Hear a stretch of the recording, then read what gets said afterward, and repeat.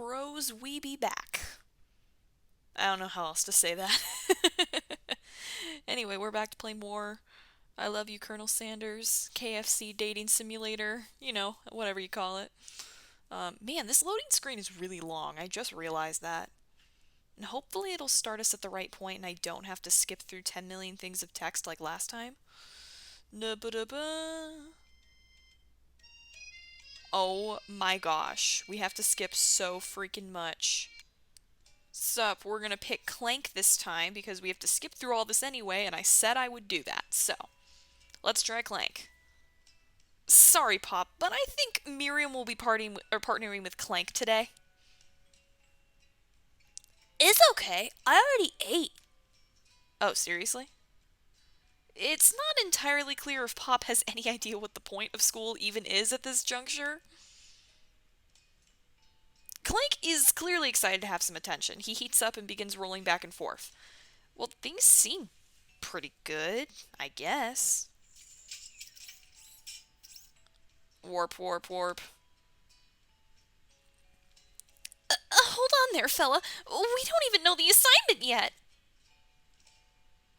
Technically, Clank might not have a face, but there's something charming and earnest about him. Bro, I swear, if Miriam dates a robot, I'm gonna lose my mind. Bzzz. Tissue? I hardly know you! Clank judders, and a panel shakes loose. You get the impression that this is a sign of affection. No! Seriously? Oh crap. Looks like you two will be fine. No, they're not going to be fine. Now it's time to focus on your own cooking classwork. Yep, shut up, we don't care. Oh crap, I could do something different. Here's the thing though. We just impressed him with mashed potatoes and gravy. Steak is stupid, and octopus, no. I don't want to have to go through all this crap. Well, we could. I am kind of interested to see what happens if you pick octopus, or if you pick steak. Stop, steak. I had a delicious steak tartare once at an incredibly fancy restaurant. It was simple but sophisticated. Maybe we could make that. Exactly. Beef. Raw beef. Yes, it's with seasoning and an egg yolk on top. Marty, I must admit, I am disgusted right now. See, this is what I'm talking about. Like, who would cook steak? This is chicken. Consider our partnership ended. Game over. Marty, where's your partner? I suggested that we prepare steak tartare and raw beef. Pack your things. Your time at University Cooking School Academy for Learning's over. Bro! Try again? This game is ridiculous with the game overs. I don't even, care. I'm just like, bro. If you do one thing wrong, it's a game over. Like, one thing. If you like the food too much and you drift off into space, game over. If you make Colonel Sanders mad by remotely punching him, game over. If you use the wrong ingredient, game over. And now I have to skip through everything in existence again. Maybe we will be modest and thoughtful. We have to do this anyway. Well, I just wanted to tell you that I really enjoyed your food. He liked that? That's stupid. He shouldn't like that. Now you got his attention. Because you're modest and thoughtful. The flavors were complex, but comforting. The interplay between salty and savory and peppery, it was perfect. I appreciate the compliment, Marty. I'm sure you'll be a big success. I know we've only met today, but I'm starting to get the same feeling about you. Wow. Okay. We should head back inside. The lesson starts soon. That was so boring. The one where I told him that he was, completely ridiculous was way better. Okay, octopus. I feel like this is going to end terribly. I was thinking about trying something exotic. Maybe a dish that incorporates octopus in some way. I'm more of a down-home type of chef myself. What about something that goes with me here, walks on land? Actually, there are certain species of octopus that do leave the water. For instance, have you heard about the Atodopus aculeitis? Nope, that's not how you say that. That's fine. It leaves the water to hunt for crab. I'm not a science person. An octopus that walks upright and hunts crabs? Now I've heard everything. The world's a truly marvelous place, isn't it? Oh no! Anime boy returns! Octopus. Crab. It sounds like you're describing one of my signature dishes. Are you trying to steal my thunder? Yes. Boys. What's with all the hostility? Has the competition been moved up to today? How dare you try muscle in the culinary territory? Nobody better touch us. I can't talk. Why am I so bad at this? Syllapoid without going through me first. I think there's been a misunderstanding. Nobody muscling in on any mollusks. We were simply discussing today's assignment. You could cut the tension in here with a chef's knife, which makes sense because chef's knives are usually pretty sharp. Look, we were just talking. I'll happily step back from any and all seafood. You know what? I'm just gonna make some mashed potatoes and gravy. I know my grandmother's recipe by heart. Keep the tentacles. I doubt you'll ever have the capabilities to work with ingredients so delicate. You should probably stick to microwavable dishes. Wow! He is way more of a jerk in this one. This is cool, though, that it gives this different dialogue. Unlike my friend Van Van, though he may be the man, I have no doubts whatsoever about Colonel Sanders' ability to concoct creations worth admiration. After all, your fried chicken was quite spectacular. Oh, so this is just... Oh, it's kind of interesting. It's the same dialogue, but she has a totally different expression now. She looks like she's gonna murder me. And if Marty and Van Van are both so inclined to the sea, perhaps they should go there together. Ashley, are you suggesting that I share the secrets of my special... What is wrong with Van Van's voice today? The special saltwater sauce with this novice? I'm disappointed in you. Ashley's really going at you hard. You need to ask for some backup here. Oh, so I turned to Miriam last time. I could turn to Colonel Sanders. Bro. Come at me, bro. I'm here to learn and express myself via my cuisine, not bicker with prima donnas. Aw, yeah, boy. Partners were chosen at the beginning of class, so let's all respect the format, okay? You turn to Colonel Sanders to confirm that you're on the same page. I choose Colonel Sanders, and Colonel Sanders chose me. Isn't that right? He's like, no. A businessman respects all fair agreements from contracts to handshakes. I took on Marty as my partner for this activity, and I stand by it. Ashley's crying. She's like... Oh my gosh. Based on team's behavior, I'd say you're perfect for each other. Neither of you have Marty's natural talent or loyalty. Oh! The burn! The burn. Being defeated by Colonel Sanders leaves you feeling proud and full of potential. Here we are back to where we were. Basically, the rest of it was exactly the same, so you don't have to worry. At night, the school building has taken on another vibe entirely. It's dark, and more than a little bit spooky. Colonel Sanders stands in the quad's neon glow and speaks softly. Okay. Those mashed potatoes you made in class today? Before you go on, I want you to know they're not a great representation of my skills. I didn't even realize I was making them. They were amazing. Tasting them, it reminded me why I became so passionate about food to begin with. Okay. Colonel Sanders is getting choked up. What? He's crying? Wow. Cooking's obviously important to him in a way that you find inspiring. Now might be the perfect time to tell him you're developing feelings for him. What if we're not? We've literally cooked once with him. And one... Colonel Sanders? Yes, Marty? What's up, homie? There's something I need to tell you. right there! Van Van in reality just confesses his love. There's something I need to tell you first. He's just totally gay. Oh, jeez. You see, when I was just a boy, I had a dream that one day I would be the greatest chef the world's ever seen.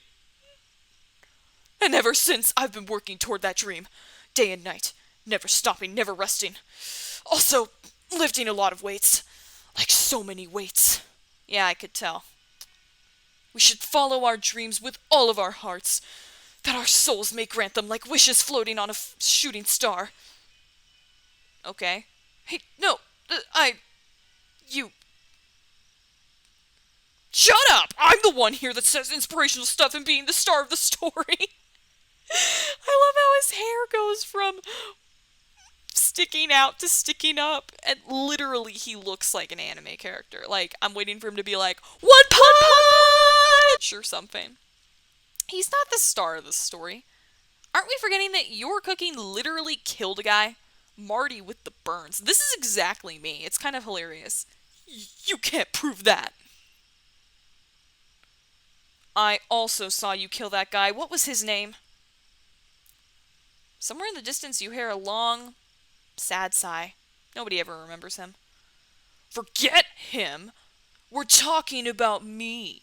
Me. I'm the hero.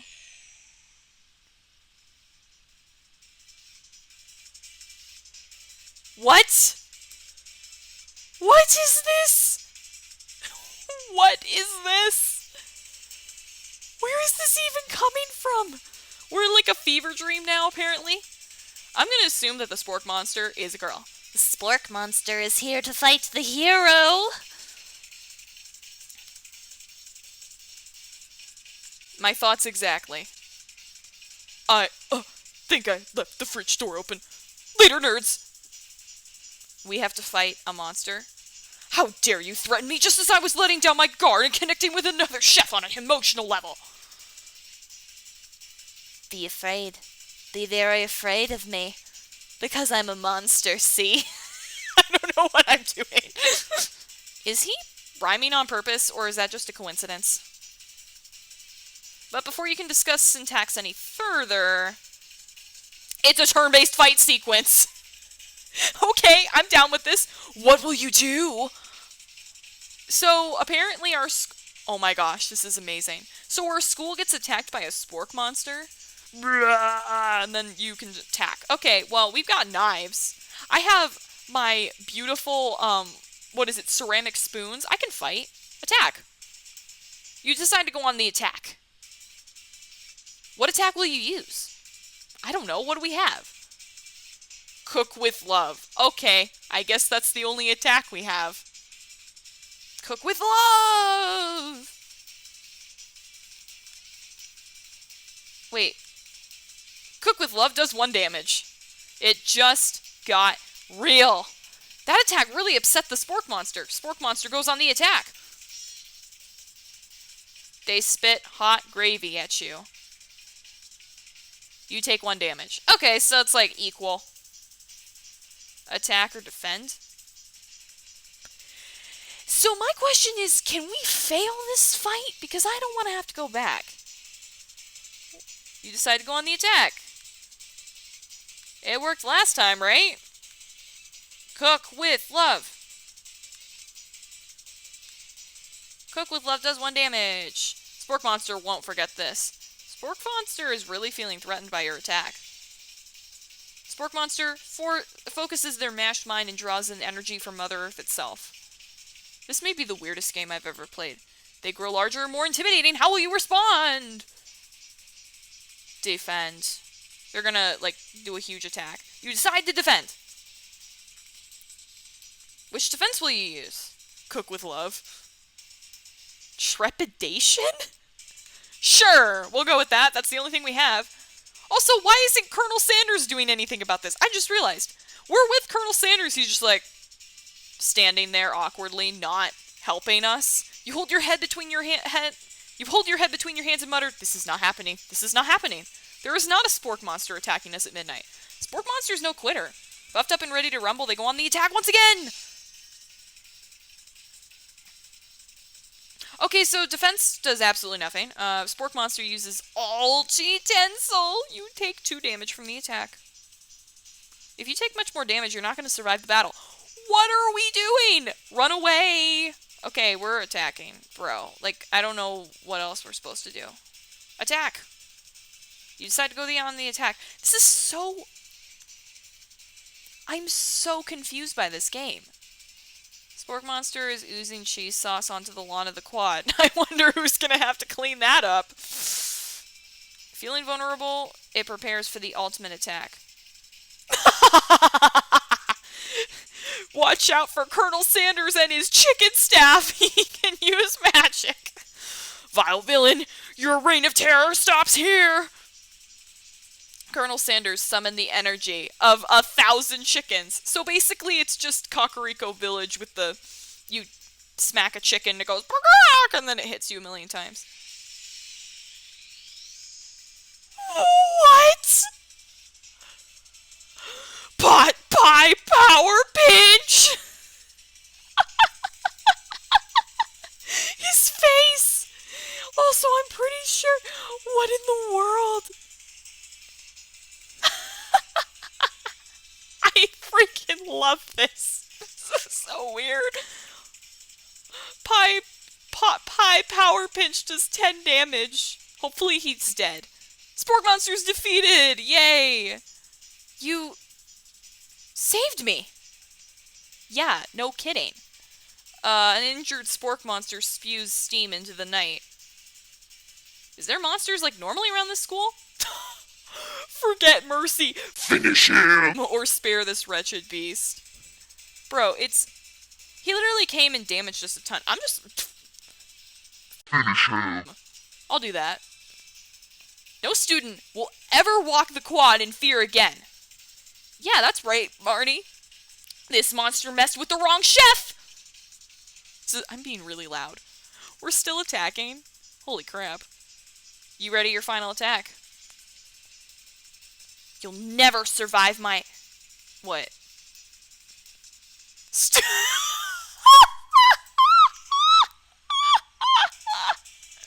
You'll never survive my student loan debt destruction.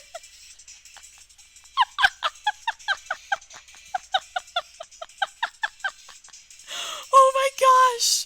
This is so real. This is so funny. Student loan debt destruction does 10 damage. What does that look like? Is it a knife swing or is she literally just throwing money at him? Oh my gosh. Spork Monster is completely vaporized. Colonel Sanders looks on in awe. That was the move to do.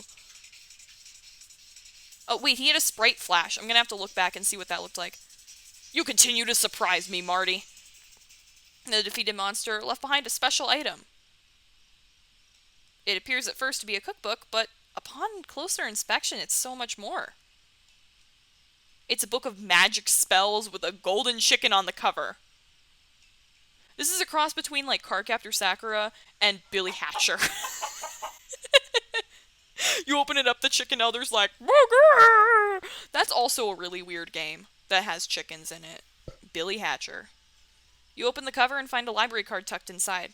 A library card? The last name to have signed it out is Borko. Borko? Who the heck is Borko? Borko. That name sounds strangely familiar. Did we just kill a student? Was that the student that was like, I'm a ghost? Your blood is pumping as you stand in the quiet of the night, holding the mysterious book in your hands. I will say the graphics are gorgeous. As you come down from your battle buzz, you realize that your final attack has left you completely depleted. The world around you begins to fade away. Colonel Sanders, carry me back to home. Without any energy to keep your eyes open, darkness overtakes you. Great, so Colonel Sanders is in our room. That's pretty awkward. The image of Colonel Sanders flashes before your eyes as you fall asleep. He must have helped you home. In your tired state, you don't know if you could have made it without him. What a guy. Yeah. You want to thank him, but you don't have the strength to utter a single word. You feel your covers being pulled up around you as you're tucked in tightly. Good night, my Colonel. LOL, that's so funny. Ugh. This is gonna be weird. In your dream, you're together with Colonel Sanders. For some reason, Sprinkles is also there, instructing your love. Look, dreams are really weird, okay?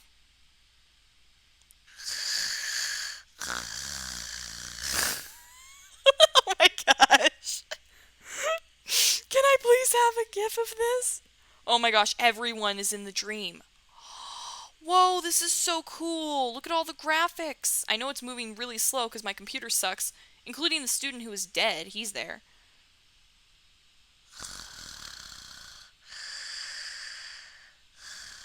You awake on day 2 and attempt to process the wild visions you had. Were they memories or premonitions? And then there was that secret ingredient that Colonel Sanders went ahead and told you outright. Not much of a secret, huh? Did we have those hearts on the window before that? I'm not sure if those were there when we first played. Because who would have hearts just randomly on your window? It's probably just because he already trusts you so much. Sure, that makes sense. We'll go with that.